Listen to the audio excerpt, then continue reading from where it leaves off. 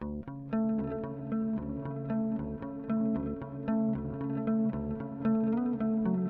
Friends, 1963 సంవత్సరం June 11వ తేదీన దక్షిణ వియత్నంలో ఒక బుద్ధిస్ట్ మాంక్ నిరసనలో భాగంగా తనకు తానుగా మంటలలో కాలిపోయిన విషయం గురించి ఈరోజు తెలుసుకుందాం రండి. జూన్ 11, 1963 సంవత్సరం దక్షిణ వియత్నాంలో ఉదయం 11 గంటలకు టిచ్ క్వాంగ్ డక్ అనే ఒక వృద్ధ సన్యాసి ఇద్దరు యువ సహచరులతో కలిసి దక్షిణ వియత్నాం డౌన్టౌన్లోని 2 ప్రధాన వీధుల రద్దీ కూడల వద్ద కారు నుండి దిగారు. చిన్న సన్యాసుల్లో ఒకరు నేలపై ఒక చిన్న దిండును ఉంచారు. దానిపై 62 ఏళ్ల డక్ సన్యాసి కూర్చొని సాంప్రదాయ కమలాన్ని ధరించాడు. కూడల చుట్టూ అప్పటికే ఏర్పడిన సన్యాసులు మరియు సన్యాసినుల నినాదాలు చేస్తున్నారు. అక్కడ ఒక నిరీక్షణ వాతావరణం నెలకొంది. కారులో డక్ సన్యాసితో పాటు వచ్చిన ఇద్దరు యువ సన్యాసులు గ్యాసోలిన్ ఉన్న ప్లాస్టిక్ డబ్బాను తీసుకువచ్చారు. వారు డబ్బాలోని గ్యాసోలిన్ను అక్కడ కూర్చున్న సన్యాసి మీద పోశారు. అక్కడ ఉన్న మరొక సన్యాసి అగ్గిపెట్టె తీసుకొని కర్రను వెలిగించి సన్యాసి ఒళ్ళో పడేశాడు. వెంటనే మంటల్లో చిక్కుకున్న ఆ సన్యాసి ఆశ్చర్యకరంగా అతను నొప్పితో కేకలు వేయలేదు. అతని ముఖం చాలా ప్రశాంతంగా ఉంది. మండుతున్న మంట అతని శరీరాన్ని నిమిషాల్లో కబలించినప్పటికీ తనలో ఎటువంటి కదలిక లేదు. చాలామంది సన్యాసులు, సన్యాసినులు, దిగ్భ్రాంతి చెందిన బాటసారులు మండుతున్న సన్యాసి ముందు సాష్టాంగపడి నమస్కారం చేశారు. ఈ సంఘటనను మొత్తం బ్రౌన్ అనే జర్నలిస్ట్ ఫోటోగ్రాఫర్ చిత్రీకరించాడు. తర్వాత అతను తీసిన వీడియో ప్రపంచవ్యాప్తంగా ప్రచురింపబడింది. చరిత్రలో ఏ వార్తా చిత్రం ప్రపంచవ్యాప్తంగా ఇంత భావోద్వేగాన్ని సృష్టించలేదు అని యుఎస్ అధ్యక్షుడు కెనడీ పేర్కొన్నారు. దీనిని చిత్రీకరించిన జర్నలిస్ట్ బ్రౌన్కు అసాధారణమైన యుద్ధ పాత్రికేయుడిగా అతను అంతర్జాతీయ రిపోర్టింగ్ కోసం పులిట్జర్ ప్రైజ్ మరియు జర్నలిజంలో ధైర్యం కోసం జార్జ్ పోల్క్ అంతర్జాతీయ సహా అనేక అవార్డులను గెలుచుకున్నాడు.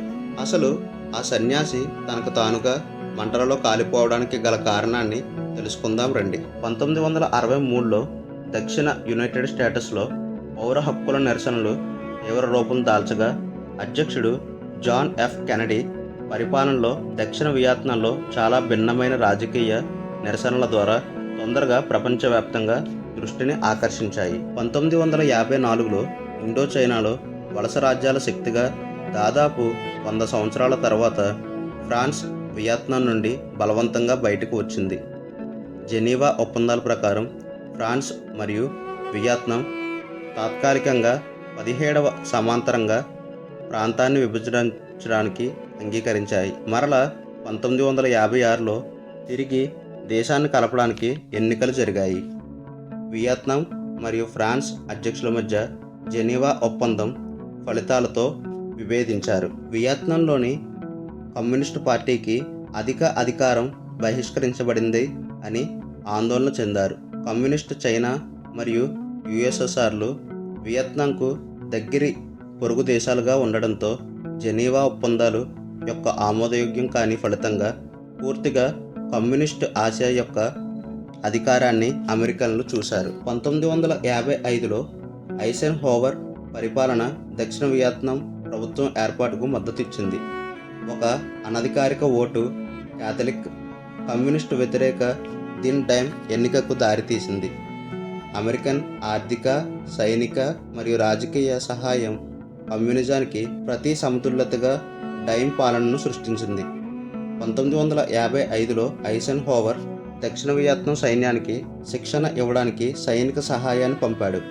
వియత్నాంలో అమెరికన్ సైనిక ప్రమేయం అధికారికంగా ప్రారంభమైంది. కమ్యూనిస్ట్ హో చి మిన్ నేతృత్వంలో ఉత్తర వియత్నాం దక్షిణ వియత్నాంపై దండయాత్ర చేయాలని అనుకుంటున్నట్లు డైమ్ పేర్కొన్నారు. ఉత్తర వియత్నాం నుండి దాదాపు 1 మిలియన్ మంది ప్రజలు 1955 మరియు 1956 మధ్య దక్షిణ వియత్నాంలోనికి ప్రవేశించారు. చాలామందిని గూఢచారులుగా హో చి మిన్ పంపినట్లు డైమ్ అనుమానించాడు. 1957లో అమెరికా సహాయం మరియు సెంట్రల్ ఇంటెలిజెన్స్ సహాయంతో డైమ్ ఉత్తర వియత్నాంపై దాడి చేశాడు. అదే సమయంలో అతను లా 10/59ని ఆమోదించాడు.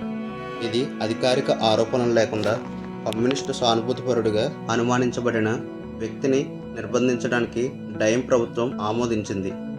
చట్టం 10/59పై ప్రజా నిరసనలు దక్షిణ వియత్నాం అంతటా చెలరేగాయి. నిరసనకారుల్లో చాలామంది బౌద్ధ సన్యాసులు ఉన్నారు. డైమ్ పాలనలో అవినీతి మరియు ఆధిపత్యానికి వ్యతిరేకంగా పోరాడిన రైతులు మరియు ఇతరులతో కలిసి బౌద్ధ సన్యాసులు బహిరంగ నిరసనలు నిర్వహించారు. కొన్ని సందర్భాల్లో పోలీసు బలగాలకు వ్యతిరేకంగా చురుకుగా పోరాడారు. 1961లో అధ్యక్షుడు ఐసెన్ హోవర్ పరిపాలన మరియు అధ్యక్షుడు జాన్ ఎఫ్ కెనడీ దక్షిణ వియత్నాం సంస్థను వారసత్వంగా పొందారు. కెనడీ డైమ్కు పరిమిత సైనిక, సాంకేతిక మరియు ఆర్థిక సహాయాన్ని అందించారు, కానీ దళాలను నియమించడానికి నిరాకరించాడు. 1963లో డైమ్ సోదరుడు ఎన్గోత్ దిన్ దక్షిణ వియత్నాం అంతటా బౌద్ధ గోపురాలపై దాడి చేసి పవిత్రమైన మతపరమైన ఆదేశాలపై దాడి చేశాడు. ఎన్గోత్ దిన్ సన్యాసులు కమ్యూనిస్టులకు ఆశ్రయం ఇస్తున్నారని లేదా కమ్యూనిస్టులుగా సన్యాసులు ఉన్నారని ఆరోపించాడు. సన్యాసులు మరియు వారి మద్దతుదారులు దీనికి నిరసనగా వియత్నాంలోని డౌన్ టౌన్లో వీధులను జనాలతో నింపారు. ఈ సమయంలోనే టిచ్ క్వాంగ్ డక్ అనే మాంక్ స్వీయ దహనం చేసుకున్నాడు. బ్రౌన్ తీసిన చిత్రాలు కొన్ని రోజుల్లోనే అంతర్జాతీయ ప్రేక్షకులకు చేరువయ్యాయి మరియు ప్రపంచవ్యాప్తంగా దిగ్భ్రాంతిని మరియు ఆగ్రహాన్ని రేకెత్తించాయి. బౌద్ధ సన్యాసుల పట్ల డైమ్ పాలన దుర్వినియోగం చేయడం మరియు స్వీయ దహనానికి దారితీసే పరిస్థితులకు ముగింపు పలకడానికి అధ్యక్షుడు జాన్ ఎఫ్ కెనడీ దక్షిణ వియత్నాంలోని యుఎస్ రాయబారి హెన్రీ పాబోట్తో చెప్పినట్లు నివేదించబడింది. 1963 నవంబర్ 1న డైమ్ మరియు అతని సోదరుణ్ణి బంధింపబడి తర్వాత హత్య చేయబడ్డారు.